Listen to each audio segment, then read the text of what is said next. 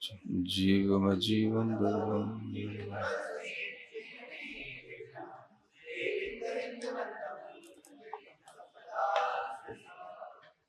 गाथा नंबर 41 की टीका चल रही थी।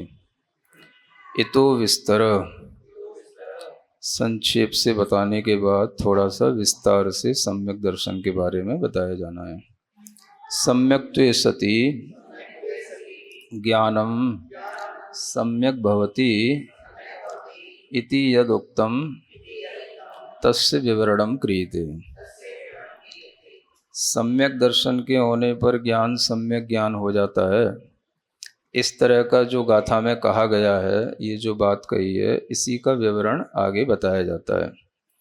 कैसे सम्यक दर्शन होने पर ज्ञान सम्यक ज्ञान हो जाता है, यह एक कथानक के माध्यम से बताया जा रहा है, जो सभी को ज्ञात है, प्रसिद्ध कथा है, उसी के माध्यम। तथा ही जो इस प्रकार गौतम अग्निभूति वायुभूति नामानो विप्रा,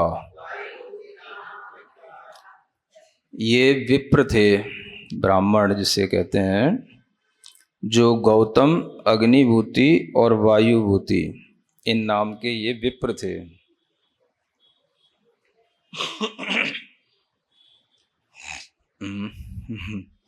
यहाँ पर गौतम नाम लिखा हुआ है, कहीं पढ़ा था गौतम तो इन सबका गोत्र था, ये गौतम कहलाते थे। इंद्रभूति नाम था, तो यहाँ गौतम अग्निभूति और वायुभूति नाम के 3 विप्र बताए गए हैं।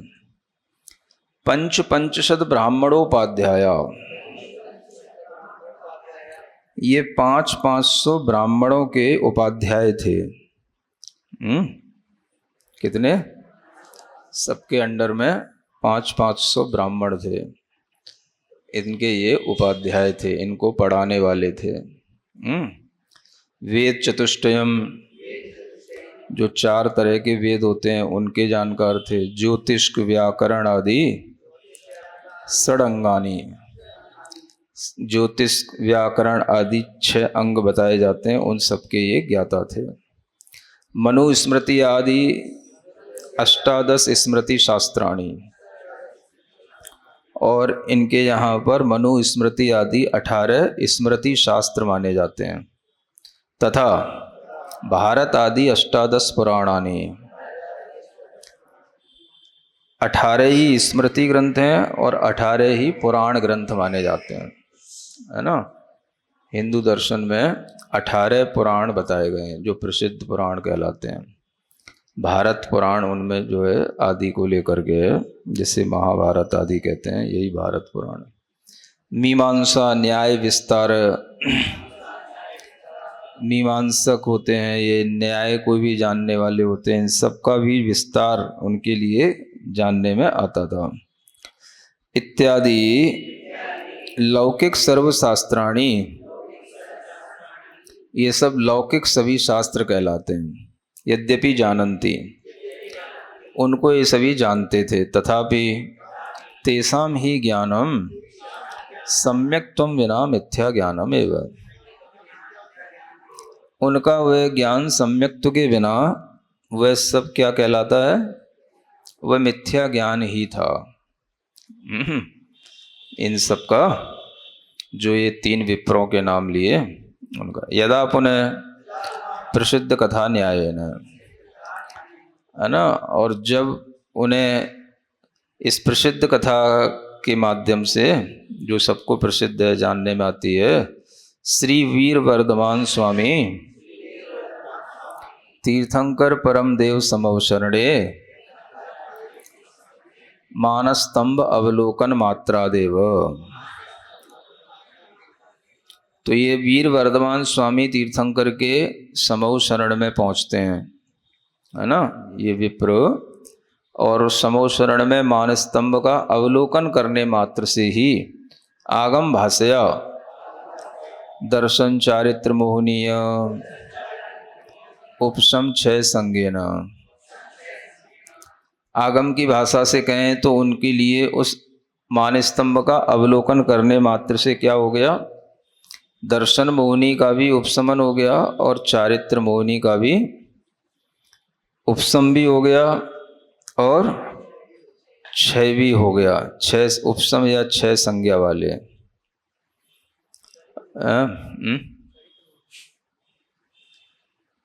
हाँ, एक साथ भी तो होता है।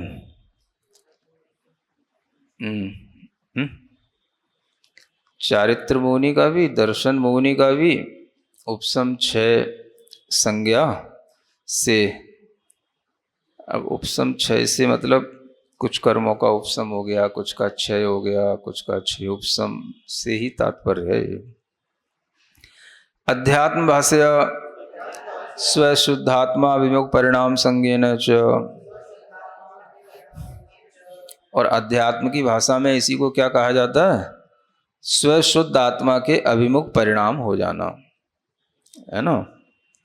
यानी जिसको आगम की सिद्धांत की दृष्टि से कहते हैं भाई इनके दर्शन मोहिनी कर्म का उपशमन हो गया, क्षय हो गया, चारित्र मोहिनी का ये भी ऐसे ही हो गया, उसी को स्वशुद्ध आत्मा के अभिमुख परिणाम कहा जाता है, कालादि लब्धि विशेषण। और उसी को हम कहते हैं कालादि लब्धियों की विशेषता के साथ ये परिणमन हो गया। यानी यही काल लब्धि है जिसमें ये कार्य हो गया। आदि में अन्य भी जो 5 लब्धियां हैं वो भी सब ले सकते हैं। मिथ्यात्वम विलयम गतम, इन सब विशेषताओं के साथ में उनका मिथ्यात्व जो है विलय को प्राप्त हो गया। तदा तदेव मिथ्या ज्ञानम सम्यक ज्ञानम जातम, तभी उनका ज्ञान, मिथ्या जो ज्ञान था वो सम्यक ज्ञान हो गया, है ना।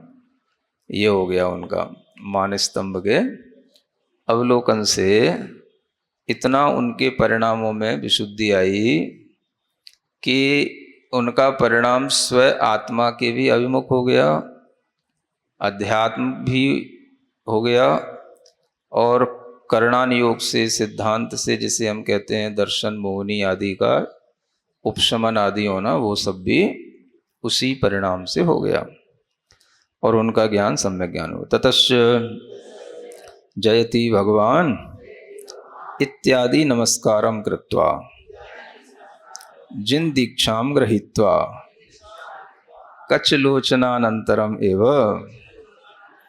चतुर्ज्ञान सप्तर्धि संपन्नास त्रयोपि गणधर देवा संजाता, है ना। ऐसा तब उन्होंने ऐसा नमस्कार किया भगवान के लिए कि ये जयति भगवान जो चैत्य भक्ति में पढ़ते हैं, जयति भगवान हेमाम्बोज प्रचार विजृंभिता वमर मुकुट छायोदीर्ण प्रभाव परिचुंबितो, है ना।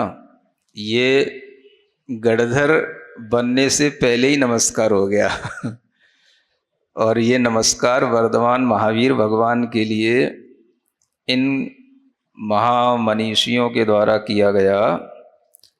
उस नमस्कार को करके इन्होंने जिन दीक्षा को ग्रहण किया, ऐसा इन्होंने इस छंद की स्तुति के माध्यम से भावपूर्ण ऐसा नमस्कार भगवान के समक्ष किया कि उस नमस्कार से ही इनके चारित्र मोहिनी कर्म का भी, है ना, किन्हीं कर्मों का उपशम, किन्हीं का क्षय, ऐसे ही दर्शन मोहिनी के भी किसी का उपशम किसी का क्षय, ऐसा किया कि उसी समय पर वो जिन दीक्षा को ग्रहण करके, कच लौच करके, और तुरंत ही उन्हें 4 ज्ञान और 7 रिद्धियां प्राप्त हो गई, है ना।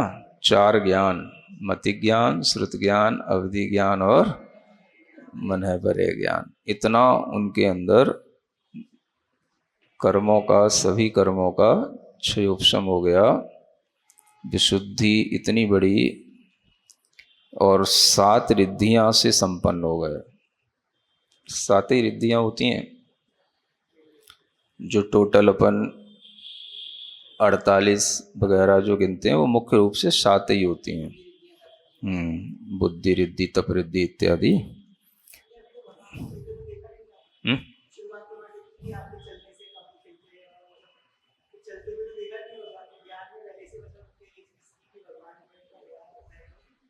चलने का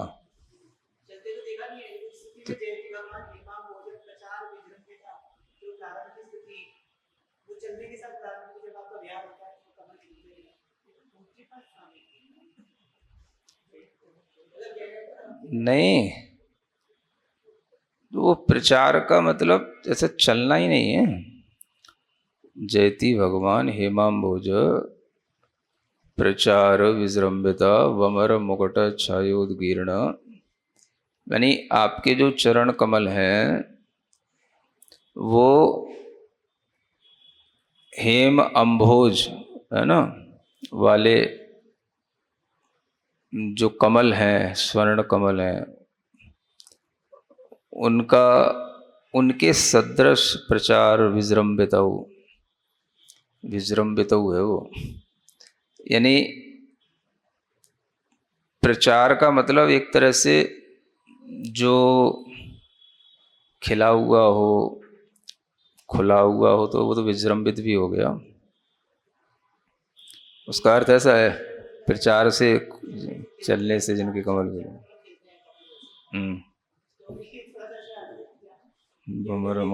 प्रभाव परिचुंबित कलुष हृदय मानोद्भ्रांता परस्पर वैरिणो विगत कलुषा पादो यस्य प्रपद्य विशस्वसु। हाँ नहीं, इसमें दोनों अर्थ निकलते हैं वैसे। जयति भगवान, भगवान जयवंत हों जिनके हेमाम्भोज प्रचार प्रचार विजृंभित,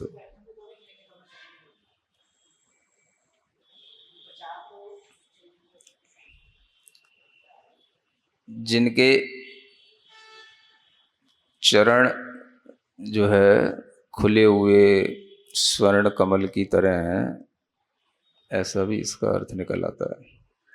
खिले हुए स्वर्ण कमल की तरह, स्वर्ण कमल की तरह जिनके चरण हैं, ऐसा ऐसा भी अर्थ निकलता है इसमें।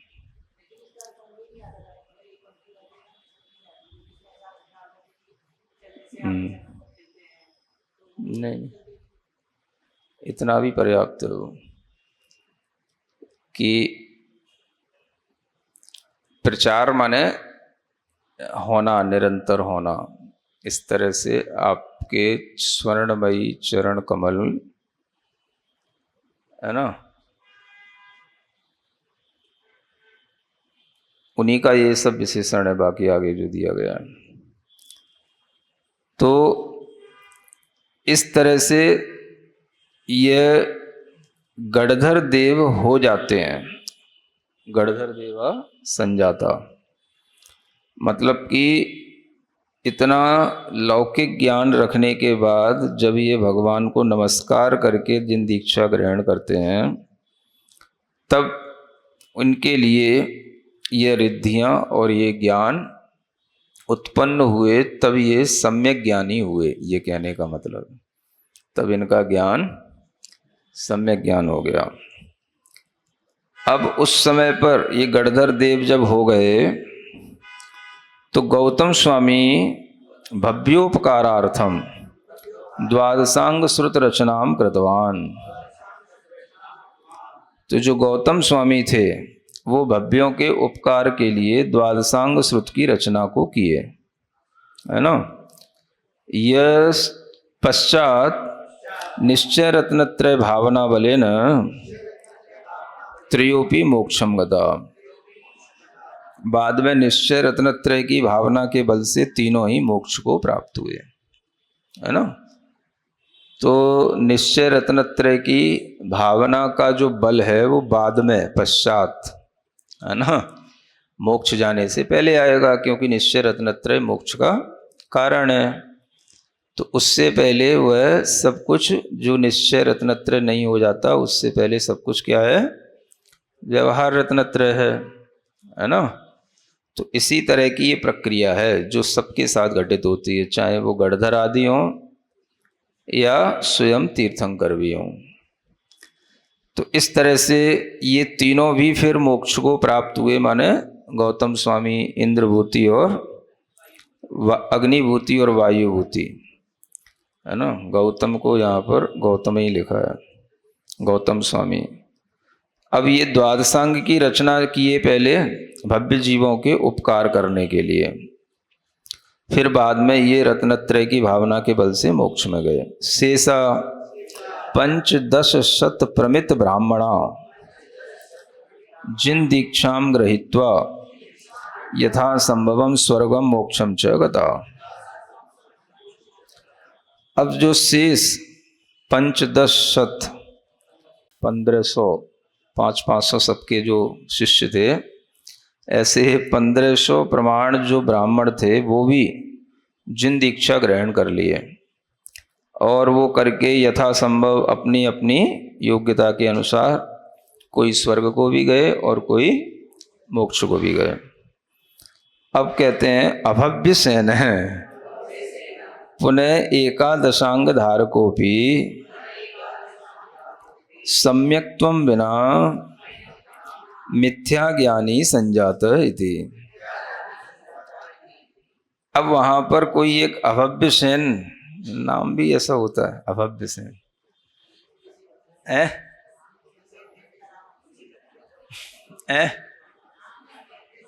नाम तो भव्य सेन था, बाद में अभव्य सेन की तरह प्रसिद्धि हो गई।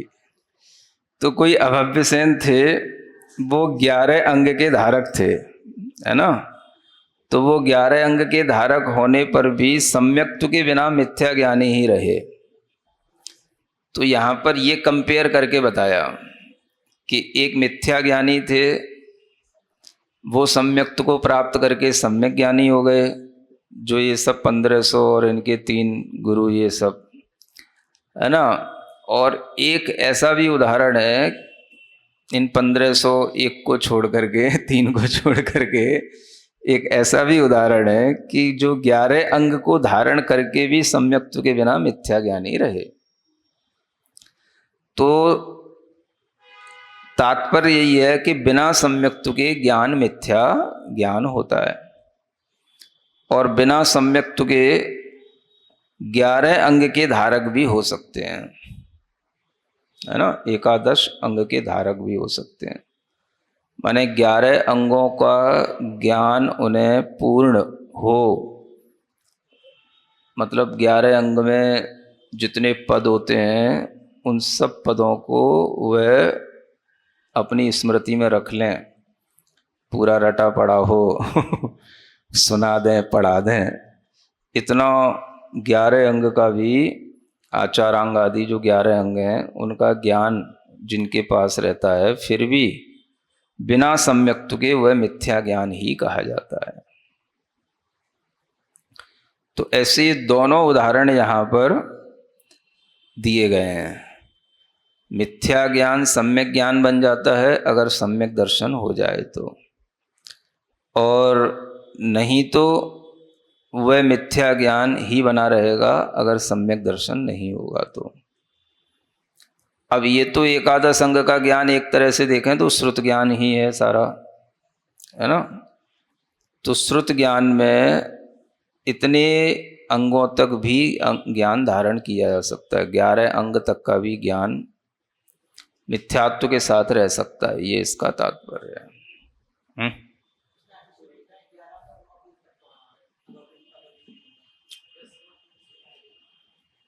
हाँ, वो एक चर्चा बाद की है। पूर्व अलग चीज है ना। 9 पूर्व तक जा सकता है, लेकिन जरूरी नहीं है कि जो 9 पूर्व को जाने वाले सभी मिथ्या ज्ञानी होते हैं, ऐसा नहीं है।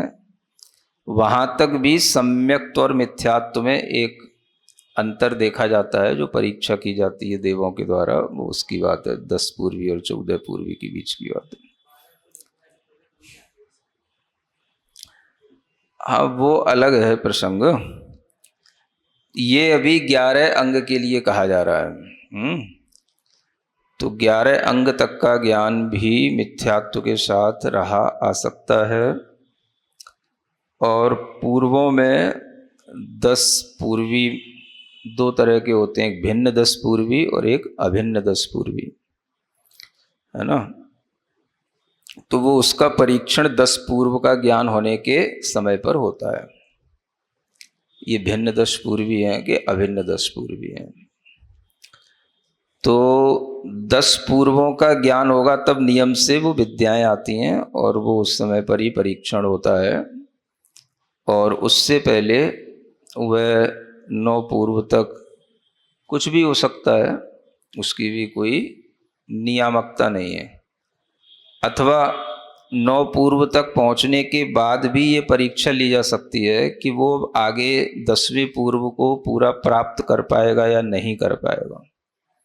उसको हम इस रूप में भी समझ सकते हैं कि 9 पूर्व तक तो वो सही तरीके से बढ़ा, और वहाँ पहुँचने के बाद जब 10वें पूर्व में उसकी परीक्षा होती है तो उस परीक्षा में वो फेल भी हो सकता है, पास भी हो सकता है। फेल हो गया तो मिथ्यात्व के साथ भी आ सकता है, और जरूरी नहीं है वो मिथ्यात्व के साथ आए, चारित्र में कमी आ जाती है। देखा जाए तो वहाँ लिखा हुआ है 5 महाव्रतों से भंग हो गया। मिथ्यात्व से उसको जोड़ना एकदम से जरूरी नहीं है, उसको समझा जा सकता है जल्दी ना करते हुए। क्या?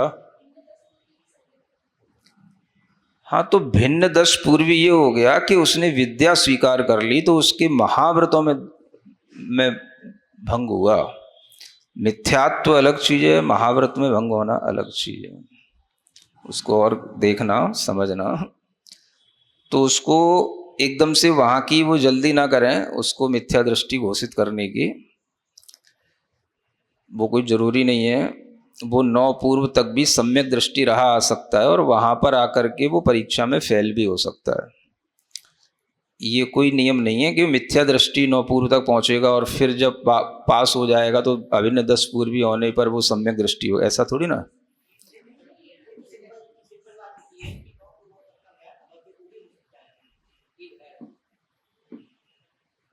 नहीं नहीं, इस बात पर एकदम से अग्री नहीं हो सकता मैं। अभव्य मिथ्या दृष्टि इत्यादिकों के लिए यही कहा गया है 11 अंग के वो धारक हो सकते हैं, 11 अंग का ज्ञान उनको हो सकता है। अभव्य के लिए ये 9 पूर्व अपूर्व नहीं, ये उनके विषय नहीं है, वो विषय अलग है। वो तो वहाँ पर महाव्रतों के साथ पहुँचने के बाद भी अगर उसे स्वीकार लेता है तो आगे नहीं बढ़ पाता, महाव्रत उसके भंग हो जाते हैं, ऐसा लिखा है, क्योंकि वो अपरिग्रह ही नहीं रहा। तो उसका सम्यक्त्व के साथ इतना संबंध नहीं है, उसका व्रतों के साथ संबंध है। उसको वहाँ समझना पड़ेगा, थोड़ा देखना गहराई से पहले, है ना। तो दोनों चीज़ें अलग अलग हैं। सम्यक्त्व छूट जाना अलग बात है और महाव्रत छूट जाना अलग बात है। इसको निर्णय देने की जल्दी ना करते हुए समझने की कोशिश करें ऐसा। तो इसलिए 11 अंग के धारक तो मिथ्या दृष्टि जीव हो सकते हैं, अभव्य जीव हो सकते हैं, पूर्व के धारक होते हैं, ऐसा कथन कहीं कहीं आता है, लेकिन वो एक तरह से सामान्य रूप से लिखा हुआ है। एक जगह तो 12 संगाई सुदनाणाणी पूरा ही लिख दिया है, 12 अंग 14 पूर्व तक भी कहीं अष्टपावड़ में लिख दिया। तो वो ऐसा होता नहीं है, वो एक सामान्य भाषा में बोलने में आता है, वो ऐसा लिखा हुआ है।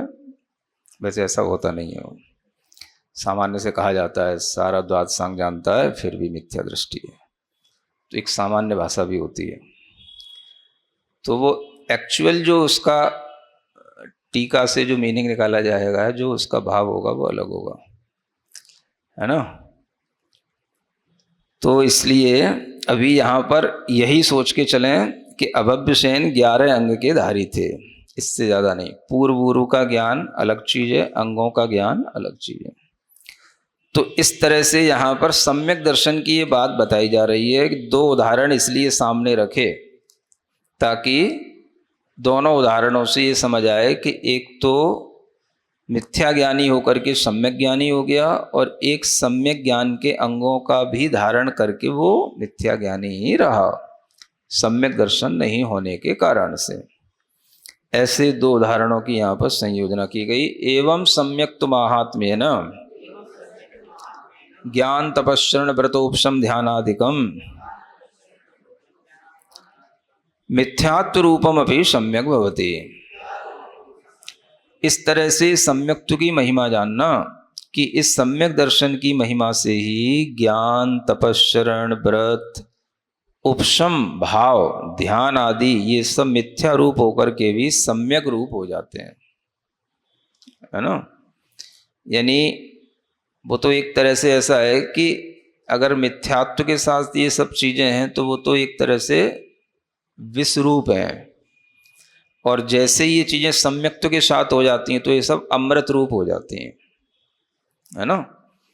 विष का अमृत में परिणमन हो जाता है। इतना मिथ्यात्व और सम्यक्त्व के बीच का उल्टापन है, ऐसा जानना।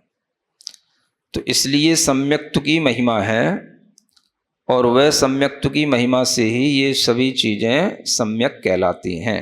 चारित्र भी और ज्ञान भी सम्यक दर्शन के साथ ही वो सम्यक ज्ञान कहलाएगा और सम्यक चारित्र। तद अभावे विषयुक्त दुग्धमिव सर्वम वृथा इति ज्ञातव्यम। उसका अभाव होने पर विषयुक्त दुग्ध की तरह वो सब कुछ व्यर्थ वृथा होता है, ऐसा जानना चाहिए, है ना। अब ये भी सब सामान्य भाषाएं ही समझना, है ना। डिटेल करेंगे तो खुद आप समझ सकेंगे कि जो चीज विषयुक्त है वही अमृत युक्त भी हो जाएगी। अब कब हो जाएगी ये भी पता नहीं पड़ेगा, नहीं समझ में आ रहा है।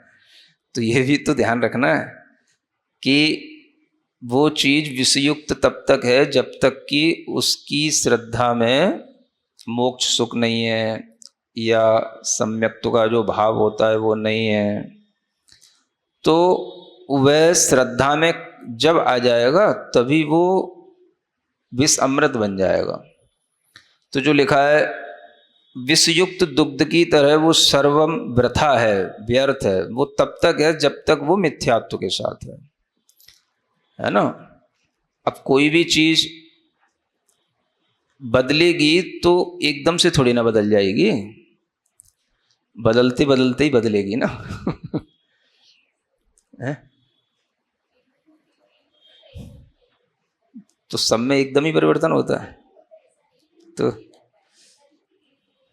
तो इंद्रभूति को भी तो कई साल निकल गए होंगे ना। जब तक परिवर्तन नहीं हुआ तब तक तो उनकी उम्र भी काफी बढ़ चुकी होगी। जब 500 शिष्य बने थे तो कोई 50 साल तो लगे ही गए होंगे।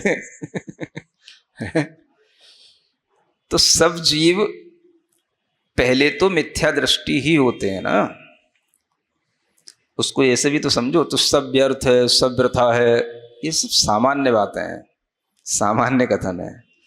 सब कुछ व्यर्थ व्यथा नहीं हो जाता। वो वृथा उस पर्टिकुलर पॉइंट की दृष्टि से कहा जा रहा है कि भाई मिथ्यात्व के उदय में वो वृथा है ना। लेकिन वही मिथ्यात्व का उदय कब सम्यक्त्व के साथ परिवर्तित हो जाए तो वही सब जो उल्टा था वो सीधा हो गया। तो ज्ञान तो सब काम आता ही है ना। जैसे मान लो इंद्रभूति के पास था, वो सारा का सारा ज्ञान तो था ही, हाँ, तो सब ज्ञान तो था ही था। जब तक मिथ्यात्व था तो विष के समान था, सम्यक हो गया, अमृत हो गया।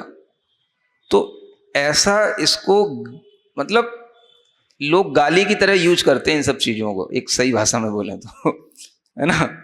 मिथ्यात्व के साथ है, सब व्रत है, सब विष के समान है। भाई वही विष तो अमृत बनेगा। कोई बच्चा है तो पहले मिथ्यात्व के साथ ही तो होगा, पहले अनपढ़ ही तो होगा, बाद में ही तो पढ़ा लिखा बनेगा।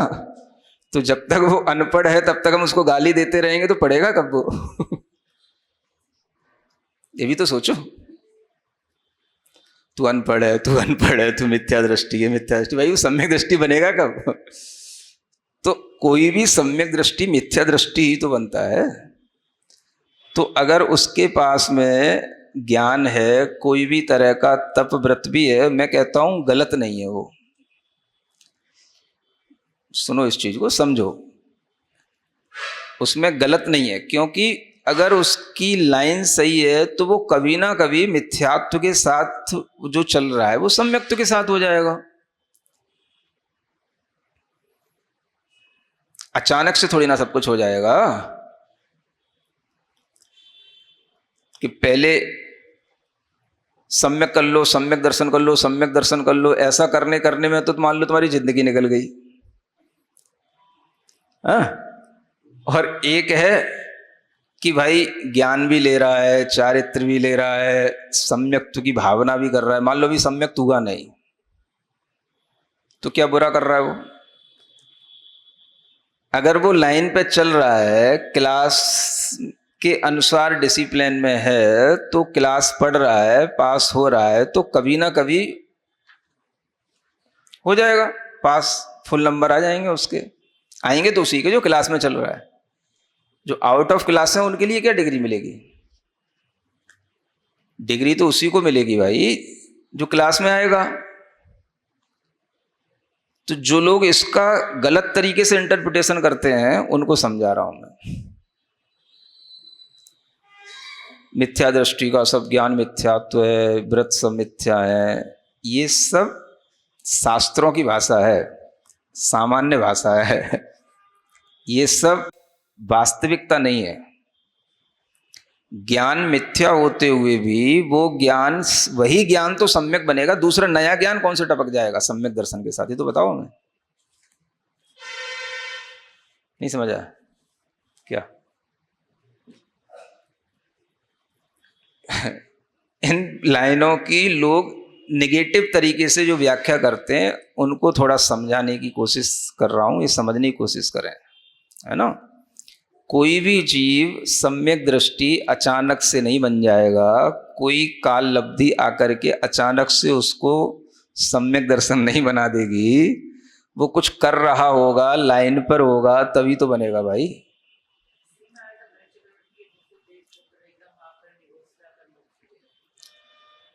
जो मोक्ष चले गए वो सब तो अलग एक्सेप्शनल चीजें हो गई।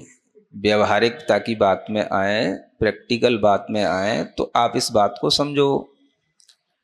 भाई क्लास में एडमिशन लेगा वही तो पास और फेल का अधिकारी है।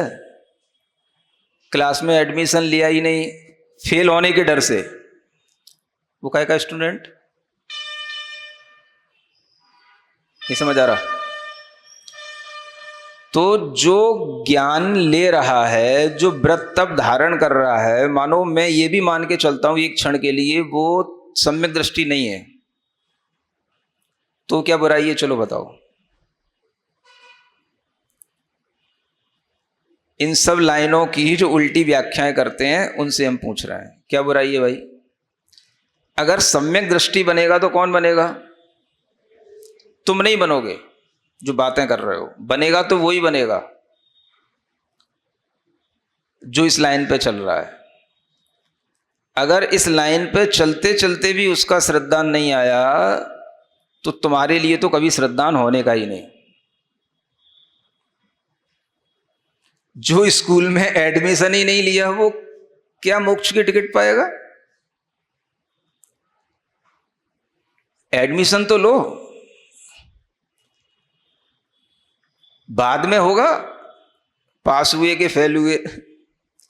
ये तो कुछ लोग इस डर से बैठे हुए हैं सम्यक्त्व का गुण गाते हुए कि इन्हें एडमिशन ना लेना पड़े। तो इन्हें ये पक्का पता है कि हम बुद्धू हैं, हम कभी पास नहीं होंगे, क्योंकि इन्हें अपने सम्यक दर्शन का तो ये पता है कि हमारे पास सम्यक दर्शन है ही नहीं है। क्योंकि जब सम्यक दर्शन होगा तभी कुछ करेंगे।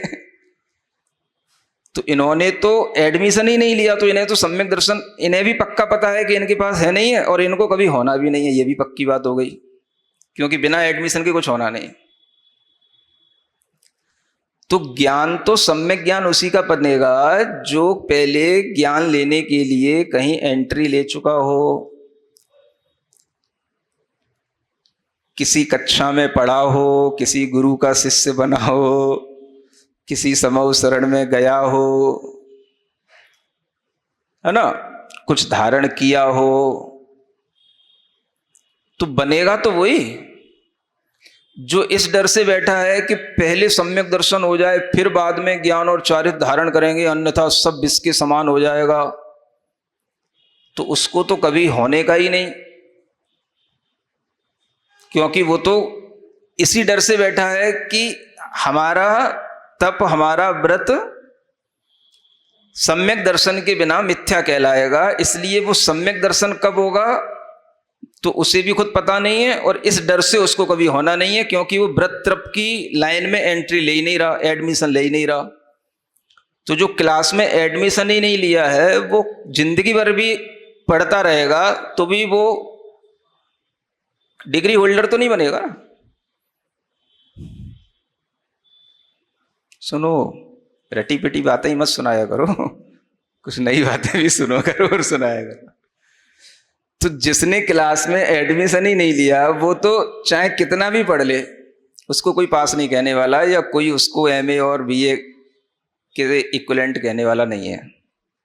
उसको कुछ होना जाना नहीं है, उसकी पढ़ाई कोई वैलिड नहीं है। ये बात पक्की जान के रखो।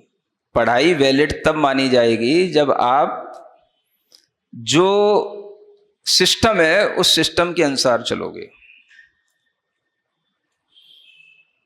एनसीईआरटी की बुक्स पढ़नी पड़ेंगी, परीक्षा देनी पड़ेंगी, तभी आप 8th क्लास पास माने जाओगे। अन्यथा आप चाहे बीए की किताबें घर बैठ के पढ़ लो, आप 8th क्लास की भी योग्यता नहीं रखते।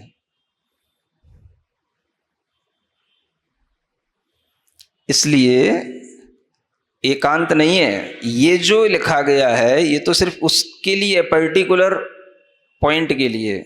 जब तक उसके पास में मिथ्यात्व है तब तक उसका ज्ञान व्रत विषयुक्त है, वृथा है। लेकिन वृथा कैसे हो गया भाई?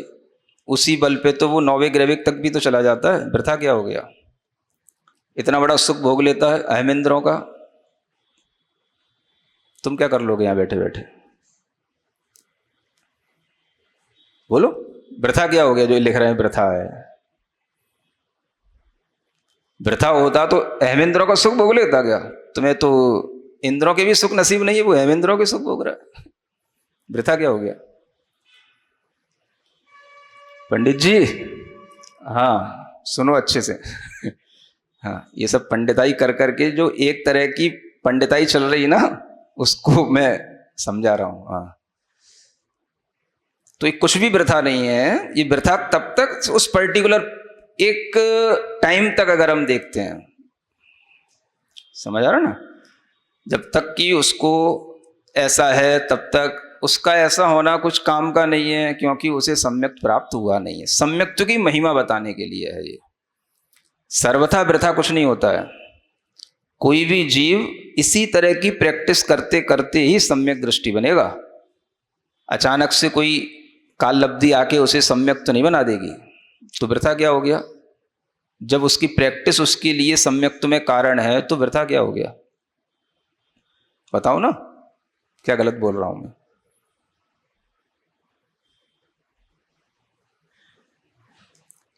तो ये जो लाइनें लिखी रहती हैं इनका भी गलत इंटरप्रिटेशन किया जाता है।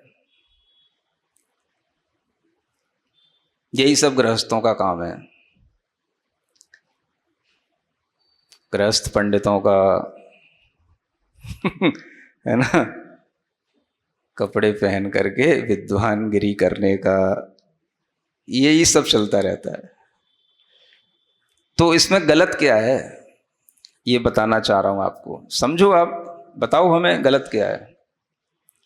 किसी व्यक्ति के लिए मान लो एकदम से भावना नहीं बनी मोक्ष जाने की, और उसने 8 वर्ष अंतर मुहूर्त में बस मुनि संगति मिली या किसी के प्रभाव में आ गया तब धारण कर लिया। ठीक है, अब 8 वर्ष के बाद जब वो 18 वर्ष का हो गया, 28 वर्ष का हो गया, तो उसे समझ आया कि भाई इतना सब कुछ करने के बाद भी अगर हमारी अभी मोक्ष जाने की इच्छा नहीं है तो इसके करने से क्या होगा। अब मान लो उसे 28 वर्ष के बाद ये समझ में आया, फॉर एग्जाम्पल, समझ आया, और 28 वर्ष में उसने धारणा बना ली, नहीं मुझे कोई भी सांसारिक सुख से प्रयोजन नहीं है, मुझे तो अब मोक्ष सुख के लिए ही तपस्या करनी है। तो उसकी तपस्या तो चली रही थी, सिर्फ एक इंटेंशन गलत था, वो इंटेंशन उसका सुधर गया।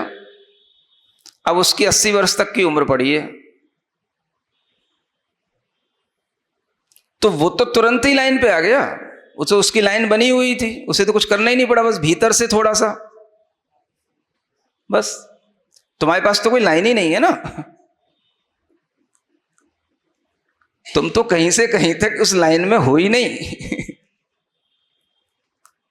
जिसने भगवान के कहे अनुसार कोई भी तरीके का व्रत तप धारण कर लिया, यह समझ करके भी कि भगवान ने कहा है, तो भी उसकी कुछ श्रद्धा है। तुम्हारी तो कुछ भी श्रद्धा नहीं है। जिसने सब पढ़ लिया भगवान का कहे अनुसार और किया 1% भी नहीं,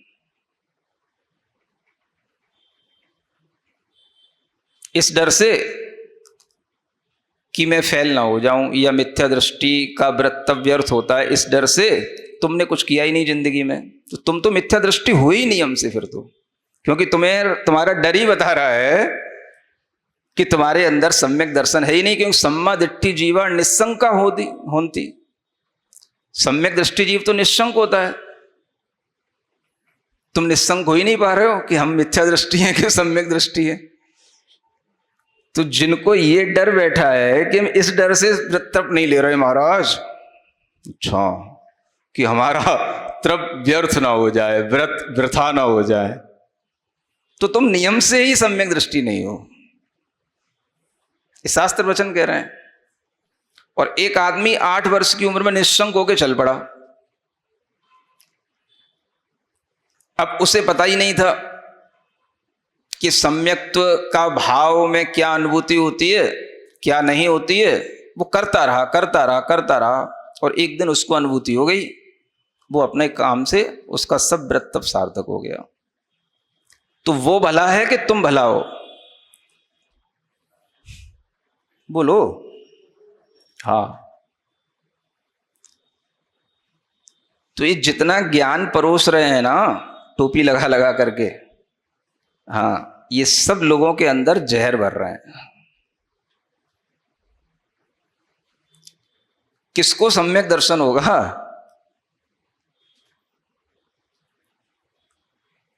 समझ आ रहा है? व्रत तप की निंदा करने वालों को कि व्रत तप ग्रहण करके चलने वालों को? एक ये भी सोचने की बात है। व्रत तप की निंदा करने वाले को सम्यक दर्शन होगा इन फ्यूचर, या जो व्रत तप ग्रहण करके चल रहा है उसको सम्यक दर्शन होगा इन फ्यूचर? सोचो, है? बताओ किसके चांसेस ज्यादा है? अगर सम्यक दर्शन दुर्लभ भी है तो किसको होगा वो दुर्लभ सम्यक दर्शन? बुद्धि किसकी सुधरेगी?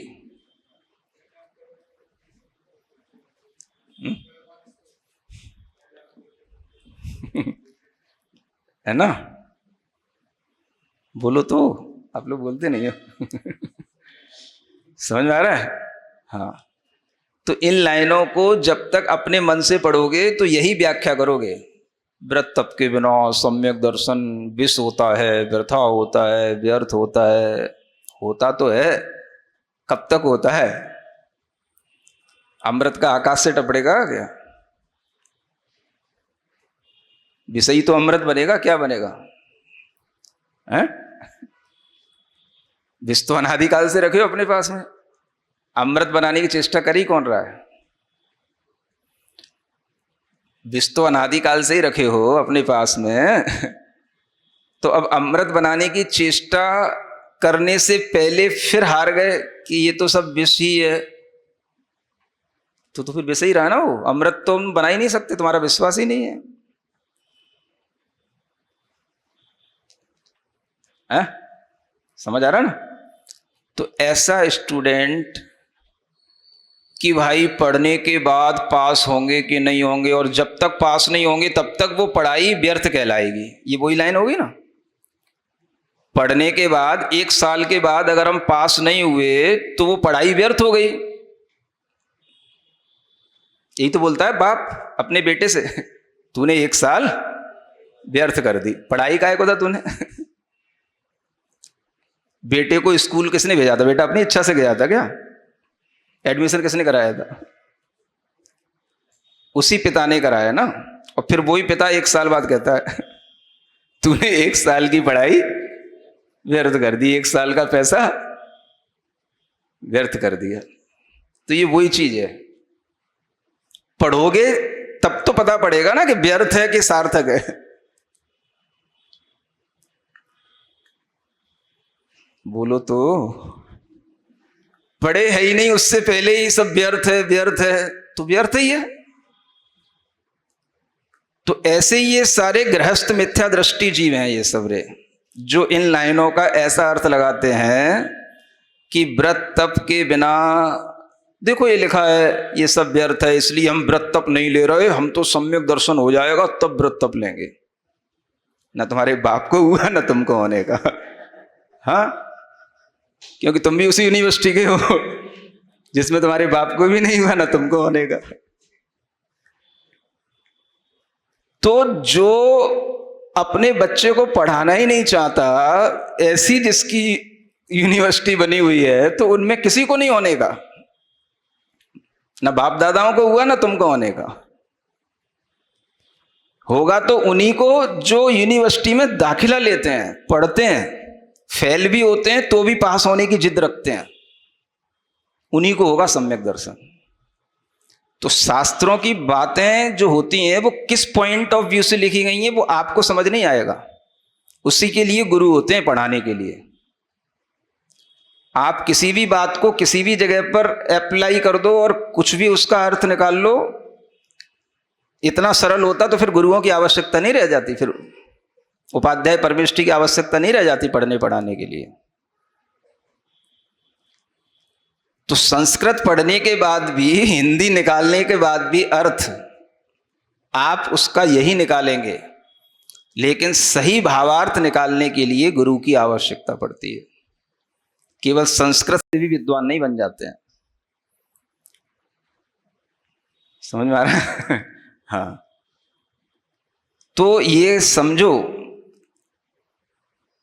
व्रत तप वृथा किसके कब तक और सार्थक होंगे तो किसके कब, किस पुरुषार्थ से, किन के सार्थक होंगे, समझ आ रहा है? तो इस बात को इसी उदाहरण से जानने की कोशिश करो कि जो स्कूल में इसलिए दाखला नहीं ले रहा कि अगर फेल हो गया तो सारी साल की पढ़ाई व्यर्थ जाएगी।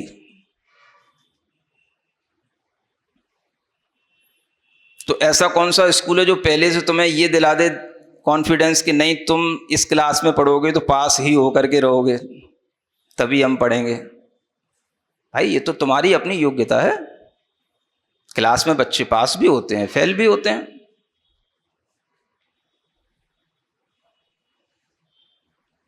समझ आ रहा है? तो मिथ्यात्व को इतना अति नहीं करना चाहिए। मिथ्यात्व है, मिथ्यात्व है, सब किसी के अंदर मिथ्यात्व ही दिखाई देता है।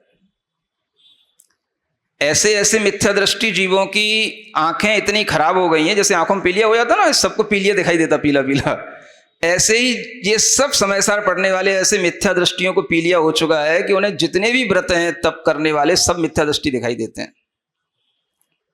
ऐसा पीलिया हो चुका सबको। सब व्रतियों को देख करके उन्हें यही लगता है अभी सम्यक तो हुआ ही नहीं इनको, उनको पता है इनको सम्यक तो हुआ ही नहीं, ये सब बिना सम्यक्त्व के व्रत तप का पालन कर रहे हैं। ऐसा पीलिया हो चुका सबको, इतना समय सार पी लिया है इन्होंने कि उनको पीलिया हो गया है सबको, यही सब बातें पढ़ पढ़ करके।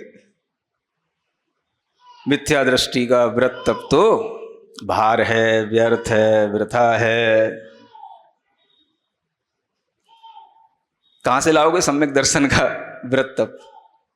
क्या वृथा है? सार्थक होगा तो किसका होगा? जो खेलेगा ना वही तो जीतेगा, जो पढ़ेगा वही तो आगे बढ़ेगा। तो वही तो सब यहां है, लौकिक मार्ग में जो होता है वही अलौकिक मार्ग में होता है। और क्या नया कुछ क्या होता है? अचानक से जन्मजात सम्यक दृष्टि बन के पैदा हो गए तब मानोगे कि हाँ सम्यक दृष्टि हुए हैं, तब वो तो संभव ही नहीं है। तो बस। तो इस तरीके की व्याख्याएं ना कोई सुनता ना कोई करता, सब यही वही रट लगाए रखते हैं। सम्यक मिथ्या दृष्टि के व्रत तप सब व्यर्थ हैं। क्या भला व्यर्थ है भाई?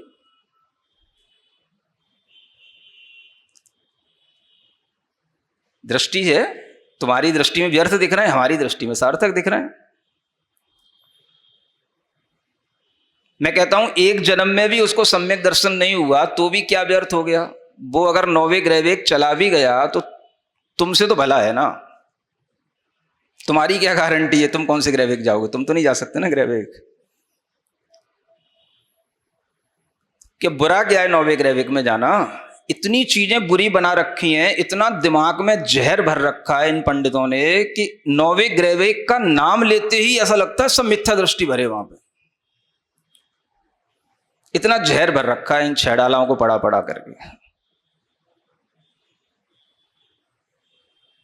भाई 9वें ग्रहवेग कितना बड़ा सुख है, क्या दिक्कत है तुम्हें? अहमिंद्रों का सुख पाने में भी क्या दिक्कत है? तुम तो नीचे बिलबिलाओगे इंद्रों के सुखों के साथ में।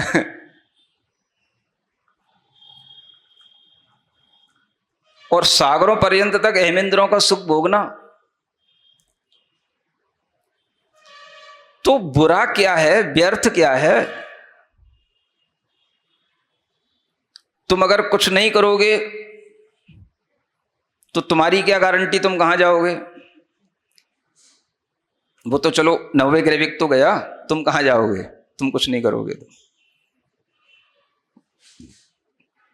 ये भी तो सोचो। तो हम बहुत जल्दी उल्हाना देना जानते हैं, हम बहुत जल्दी हर चीज को नेगेटिव रूप से इंटरप्रेट करना जानते हैं, हम किसी भी चीज को सही ढंग से प्रस्तुत करना जानते ही नहीं है। हमने इतना वही सब सीख रखा है, वही सब सिखाते हैं। प्रैक्टिकली भी तो देखो भाई कोई चीज कैसे होती है। सम्यक दर्शन अगर किसी को होगा भी तो कैसे होगा?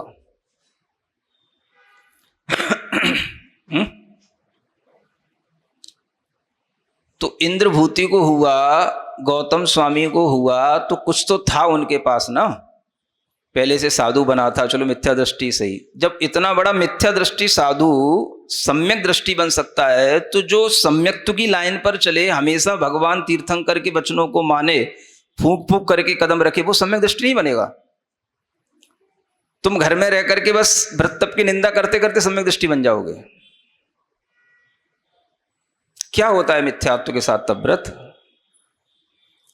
तो जो होता है वो उसी क्षण के लिए होता है, लेकिन जिसका उद्देश्य सम्यक है तो उसके लिए व्रत तप सब कुछ सम्यक हो जाते हैं। समझ आ रहा है? तो क्या करना है? क्लास में पढ़ने से डरना नहीं है। समझ आ रहा है? हाँ, अभव्य सेन हो या भव्य सेन हो, ये उपाधि तो बाद में मिलेगी। पहले कुछ करो तो। समझ आ रहा है? केवल अभव्य सेन का उदाहरण दे दे करके सबको बिचकाना नहीं है। हाँ, जो ये कर रहे हैं लोग।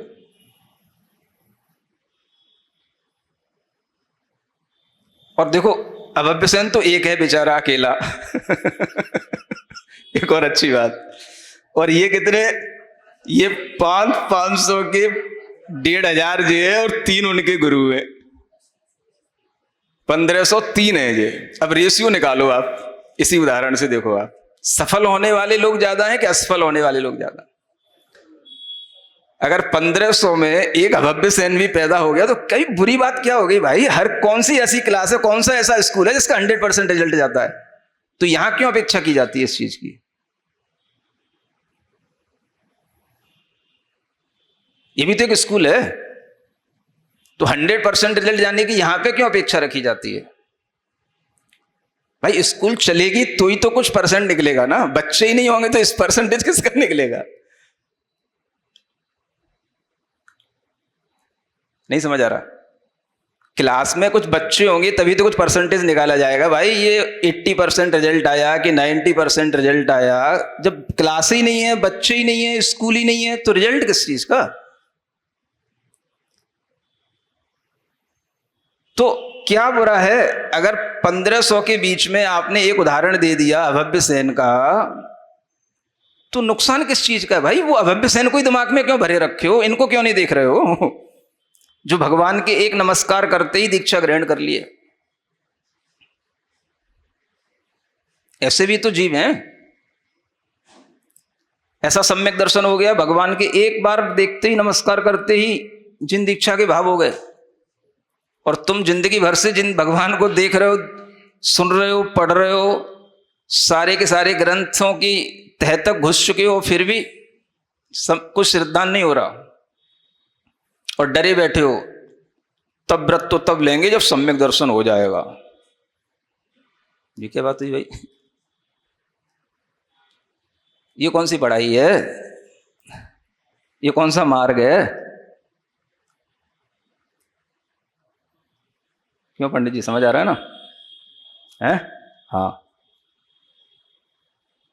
तो सीखो थोड़ा सा। उन्हीं सुनी सुनाई पिटी पिटाई बातों को पीटते रहने से कुछ हासिल नहीं होता। प्रैक्टिकली देखो क्या रास्ता होता है, क्या मार्ग होता है। हमेशा आचार्य समंतभद्र महाराज ने कहा, जैसे लौकिक मार्ग में आगे बढ़ता है जीव, वैसे ही अलौकिक मार्ग में बढ़ता है। मार्ग इसीलिए इसको कहा गया है। मार्ग पे बढ़ेगा, फेल भी होगा, पास भी होगा। भाई आज फेल हो गया, कल पास हो जाएगा। मैं कहता हूं एक जन्म में भी ना हो तो कोई क्या बुराई हो गई, दूसरे जन्म में हो जाएगा। भाई ग्रहवेग जाने के बाद भी तो वहां सम्यक दर्शन हो सकता है ना, ये भी तो लिखा है शास्त्रों में। यहां नहीं हो पाया, वहां हो जाए। अरे भाई देखो, अवधि ज्ञान से वहां जाना कि इतना तप व्रत करके आए और फिर भी जो है यहां पर हमको इस तरह से यहां आना तो मिल गया, लेकिन जो हमारा तप व्रत था वो सब मिथ्यात्व के साथ था। तो उसको सम्यक दर्शन वहां भी हो सकता है। समोसरण में जाकर के वो अपने बारे में ये भी पूछ सकता है। अवधि ज्ञान से ना सही तो समोसरण में जाके पूछ सकता है, हम यहां क्यों अमेंद्र बन के आए। कुछ तो अंतर होगा सम्यक दृष्टि अमेंद्रों और मिथ्या दृष्टि अमेंद्रों में, वो उसी को पता होगा। तो कितनी सारी पॉसिबिलिटीज होती हैं, वो तो कोई देखता ही नहीं। बस एक लाइन पढ़ी और कूद पड़े बस बातों में। मिथ्या दृष्टि का व्रत तब सब व्यर्थ होता है। होता तो है, कब तक होता है?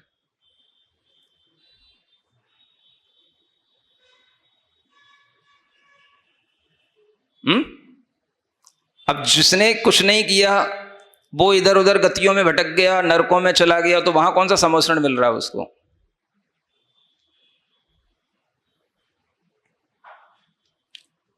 समझ आ रहा है? तो नौवे ग्रहवेग का जीव भी अगर बन गया तो वो वहीं से बैठे बैठे अपने अवधि ज्ञान से भी समोसरण की अपनी पूरी अवधि ज्ञान से सब देख सकता है। उसे जाने की भी जरूरत नहीं है, जाता भी नहीं है। हाँ, और वहीं से सब बातें सुन सकता है और वहीं से सब चीजें समझ सकता है। इतनी क्षमता है उसके अंदर। तो जहां ये सब योग्यताएं मिलेंगी, व्यक्ति वहां पास होगा कि जहां बिल्कुल नरक में पड़े रहोगे वहां उसके लिए पास होने का चांस मिलेगा।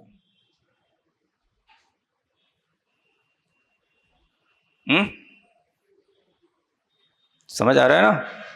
तो व्रत तप मिथ्यात्व के साथ भी सार्थक होते हैं।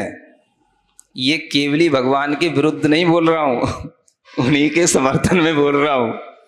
लेकिन ये लाइन लिखी इसलिए नहीं जाएगी क्योंकि इसका भी गलत फिर व्याख्यान लोग निकाल लेंगे।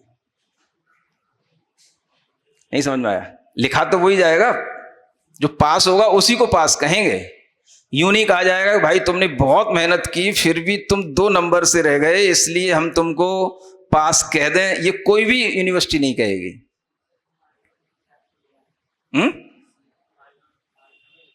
समझ आ रहा है? ये कोई भी तुम्हें मतलब शिक्षा विज्ञान का कोई भी व्यक्ति तुम्हें इस दृष्टि से पास नहीं कहेगा। लेकिन जो व्यक्ति ये जानता है कि ये जो क्लास में पास हो गए हैं उससे भी ज्यादा ये मेहनत करने वाला है, उससे भी ज्यादा ये जानने वाला है, ऐसा भी हो सकता है कि उस फेल्योर को भी कभी चांस मिल जाए कि वो उनको सिखा दे जो पास हो गए, उनकी भी क्लास ले ले।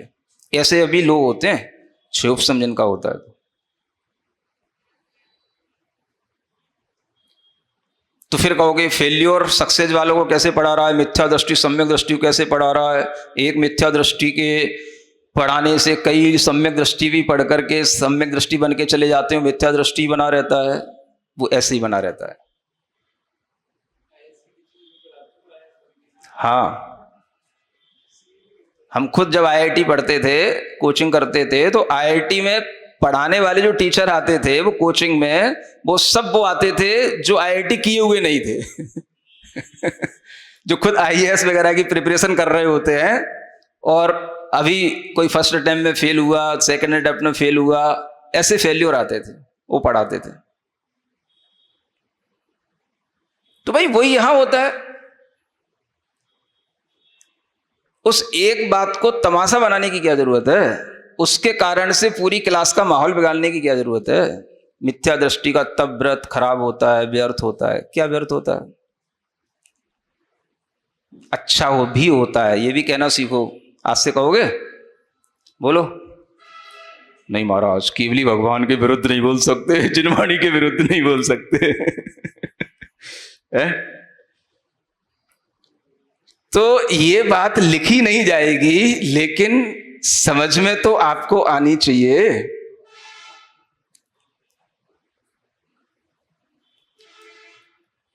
नहीं समझ में आया? हाँ, तो समझने समझाने के लिए तो है कम से कम हाँ, और लिखी भी जाए तो उसको लिखने पर इतना सारा उसको संभालने के लिए प्रवचन करना पड़ेगा, तब वो एक लाइन लिखने की सार्थकता निकलेगी। अगर बीच का प्रवचन गायब हो गया और एक लाइन कहीं लिखी मिल गई तो और एक बवंडर खड़ा हो जाएगा समझ आएगा? तो ये समस्या रहती है इन सब चीजों में, इसलिए कोई इन चीजों को न लिखता है न बोलता है, मुंह दबा के रह जाता है। 1 घंटे से ज्यादा हो गया, चलो।